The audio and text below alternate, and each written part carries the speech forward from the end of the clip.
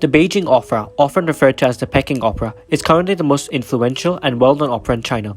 It originated in 1790 and was initially designed for the emperor, and became public later in 1845. The opera consists of singing, dancing, acting, reciting, and even martial arts. The stories of the opera range from history, politics, and daily life.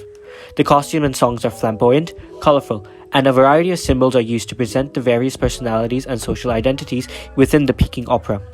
An important note of discussion regarding the Peking Opera is regarding the role of the Dan and Nandan. Dan refers to anyone who plays the female role, and Nandan refers to specifically men who play the role of female. Initially, women were not allowed to perform in the Peking Opera, which is why the roles of the Dan were played by men. However, since Mao Zedong and the CCP took power in 1954, women were allowed to perform in the Peking Opera. Yet nowadays, we're still able to see men who play the role of the Nandan. Famous examples of individuals include YUNA Choi, who gained popularity in 2006 for his work in reviving the role of the Nandan.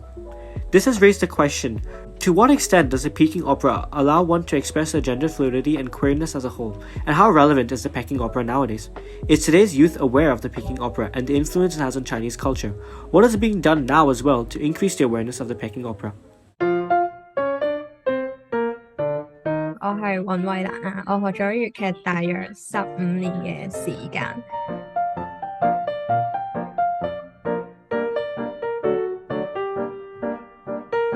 Do you often watch Beijing Opera? Yeah, I watch Beijing Opera. Not really, but I know that. What kind of actors do you think is required to play Dan role? In my point of view, the person who plays the Dan role is a more feminine character, because I wouldn't imagine a picture of a very muscular man, or that someone who has very manly characters would be able to play a Dan role. But that's a very stereotypical way of thinking. I think, especially for the men who with those feminine characteristics and including their sound and the shape of their body, they have to act like a woman. 好多選擇做旦角嘅演員其實都係女仔，咁但係我之前參加一啲唱粵曲比賽嘅時候咧，係有見過反串嘅，即係都會有男仔去嘗試做旦角，不過數量就真係比較少啦，同埋可能觀眾會覺得比較出奇嘅，同埋亦都好多人都會覺得旦角一定係女仔，但係相反嘅係咧，女仔做新嘅角色咧係比較多嘅，即係亦都比較常見嘅呢一樣。Do you think it is difficult for men to play Dan roles? Yeah, I think must be the case, because you would need to adapt to a female's mindset in order to play well in that role. 我認為男性嘅傳統嘅形象有啲比較剛陽啲，可能硬性啲嘅一個形象啦。咁去適應一啲比較女性傳統印象係柔軟嘅時候咧，就會有啲難去演繹嘅。I think Chinese opera is just really acting, and when you're acting, you have to pretend to be something you're not, and men pretending to be women is not any different from a commoner pretending to be a princess or a prince. 其實好多時旦角都係要求會有身段多啲嘅，即係可能身段優雅啲啦，或者係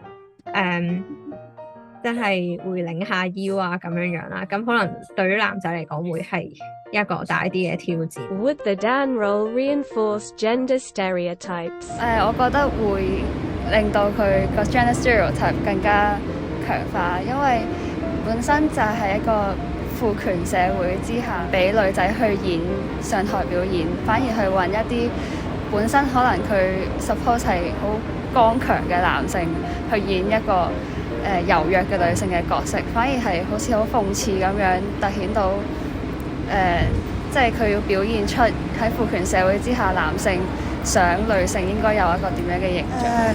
我覺得都存在，因為咧喺京劇入邊係男人係飾演花旦嘅角色啦，咁所以佢哋可能要扮演住兩個角色嘅時候，會覺得譬如話一定要唱高音啲啊，咁先至會似女人啊，先至似花旦呢個角色咯，所以我覺得係存在 gender stereotype 呢樣嘢嘅京劇入邊。不過以前嘅時候咧，男旦係比較多嘅，咁但係而家就真係比較少啦，睇落去，而且好似觀眾都已經一定習慣咗我蛋嘅角色一定係女仔咯，就唔會話覺得男仔有可能會做到蛋角，咁可能呢度係有一個 stereotype 喺度。How will this type of trans performance be in the future? I would say like in the future, because our generation is getting more and more open towards gender and everything, there could be more possibilities happening, like maybe female characters would be able to play their own female characters, or like otherwise, like maybe female characters could even play man characters on the other side. You know, everything's possible. You know, as our generations grow, our concept towards gender and sexual is definitely become more open. What can be done to make the Beijing Opera more well known amongst the Hong Kong public? 首先最重要嘅一滴都係宣傳同埋教育啦，咁好多人都會有一個刻板嘅印象，就係話老人家先會睇粵劇啦。